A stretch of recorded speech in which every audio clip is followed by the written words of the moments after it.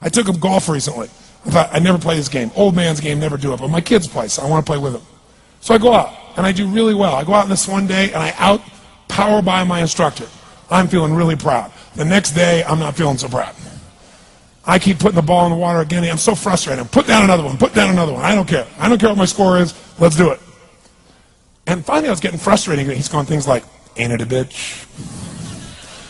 This is golf. And I'm going, bull. I said, you're a terrible instructor. I said, because I should at least be consistent at whatever shitty level I can achieve. I said, I know I'm not Tiger Woods, but I should be able to be consistent, and you're just telling me it's difficult. Telling me it's difficult is not helping. Tell me what to do. He said, well, actually, you're only a little bit off. I said, could have fooled me. He said, no, you're about a millimeter or two off. I said, you're joking. He said, no, watch this. He said, I didn't teach you this yet. He said, when you approach the ball like this, he said, if you change the angle that you're attacking this just 1 or 2 millimeters, in the very beginning, do you see how that changes the arc? This one, instead of being on the green by 1 millimeter, now you're in the water. 1 millimeter over here, you're in the sand. And he said, and also you're hitting the ground by 1 millimeter sometimes. You're not stroking it, just 1 millimeter. I thought, what a great belief system that when all hell's breaking loose and nothing's working, that you're only 1 millimeter off. Because most people think it's impossible, so they give up. Isn't that true? And in real life, it's true. So 2 days later, I'm going to see one of my clients. I do a lot of coaching, and I have a man who's the top plastic surgeon in the world. He's going through some tough times in aspects of his life. But this is a guy that gets paid by Sultan of Brunei $1 million to fly over and do 3 people's faces. He is the #1 plastic surgeon in the world. He can make anyone who's ugly look spectacularly beautiful. He showed me pictures of a woman who's 84 years old. He made her look 40 and gorgeous, no exaggeration. But you know what? I'm waiting for him in his office, and he's still in surgery. So he's got a new book he's creating to teach other surgeons around the world. And I'm going through, and it's got pictures of, the top 100 supposedly most beautiful women in the world's faces. And then men. I wasn't paying attention to that one. I just kept turning the pages, right? But I noticed something.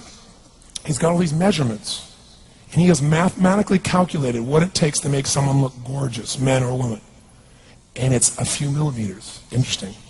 For example, on a woman, the distance between the top part of your lip and your nose, this little distance, the measurement of that, if you're beautiful, gorgeous, is the same size as your eye. If it's 1 millimeter more, you have an average face. If it's 2 millimeters more, you are butt ugly. Okay. The difference between butt ugly and gorgeous is 2 millimeters. He's got about a dozen of these little 1 or 2 millimeter changes he makes, and it's a different person. It is unbelievable. So a very powerful belief to leave today with would be, nothing's working, I'm 1 millimeter away. What little thing going to change, and when I do, it changes everything. Because I'm heading this direction, I make this little shift. You take that out an hour from now, a day from now, a week from now, a month from now, you have a totally different destination from that direction. But the 1 millimeter change, I'll show you one of them right now. Check this out. Stay in the state of certainty. Some of you lost it. Intensify it, whatever it takes. Make your move. Come on. Make your move. Say yes. Say yes. Say yes. Say yes. Now feel that in your body. Don't let go of it. Now watch. Here's the difference between being certain and being uncertain. Did you see that? Certain, uncertain. See if you can find that little spot between the two, where you drop just a little bit of your chest, and you feel it drop, and come back up, and drop it. How many can feel that difference between where you really feel it, now intensify it, and where you dropped it? Is it a tiny difference, yes or no? Yes or no? Now, could you condition yourself to feel great in this state? Yes or no? So what I want you to do is give yourself that opportunity. So the way we're going to do is very simple. We're going to go in a peak state. And then we're going to train ourselves. Because guess what? If you're in this state of certainty, and all hell's breaking loose in your life, people can't figure out, you go, move, I'll handle it.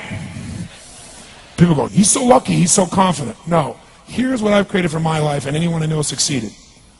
I'm a 17-year-old kid from Azusa, California, with no real education other than self-education, with no background, with parents that did their best, all of them, with no money, but I did one thing. I love people, and I had an enormous demand I made upon myself, and I sculpted my mind and my emotions to get me to do whatever it would take to achieve and to contribute. But to do that, I did it by using my body and changing my focus. I did it by putting myself in a peak physiology and using what I call incantations. Can you train yourself to believe something? Yes or no? Absolutely. How many of you ever made the fatal mistake of going to Disneyland or Disney World, and while you're there made the fatal mistake of going to a ride called It's a Small World After All? What happens for about a week after you're out of that damn place? You're still singing this thing in your head in 24 languages, right? Well, let me tell you something. How many of you have things when you want to go achieve them and this part of your voice goes, oh, it's not going to happen, or forget it? How many got a voice that sometimes interrupts that good pattern? Say I. And what you want to do is train a new one. So starting when I was 17, I started doing incantations, not affirmations. Affirmation, you go, I'm happy, I'm happy, I'm happy, I'm happy, I'm happy. What's the problem? You haven't changed your what? Your what? Physiology. If you don't change your physiology, you won't get anything. So an incantation is not only you speak it, but you embody what you're saying with all the intensity you can. And you do it with enough repetitions that it sticks in your head. Like It's a Small World, now the conversation in your head is always the same and it gives you what you want. So you use your body and your voice. So 17 years ago I started doing things. I was working for Jim Rohn, this speaker, and I was 17 years old. I had long hair, minestrone soup, acne on my face. And I was trying to call on Bear Stearns type of people and convince them why they should go to this man's seminar and be more successful. I was driving a 1968 Volkswagen that I had earned at $40 a week as a janitor.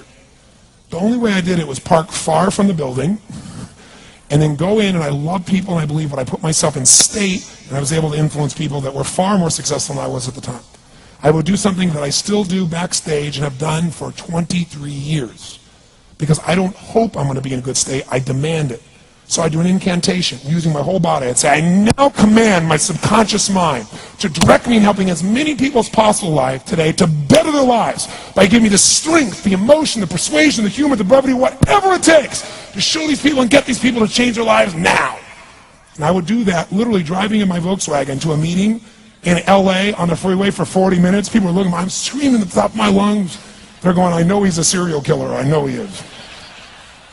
But by the time I entered that room, when two people meet, if there's rapport, the person who's most certain will always influence the other person. And I was totally certain, and they were trying to get revved up to certainty. Do you agree with this? Yes or no? I do another one because I was poor. I changed my mindset. I kept doing things, but I never got beyond it. I'd say God's wealth is circulating in my life. His wealth flows to me in avalanches of abundance. All my needs, desires, and goals are met instantaneously by infinite intelligence, for I'm one with God and God is everything. And I would imagine the abundance in my life, and I would feel so grateful. And a year later, I went from making $38,000 a year to making $1 million a year in 1 year. Because successful people do what failures won't. You follow me on this? You know?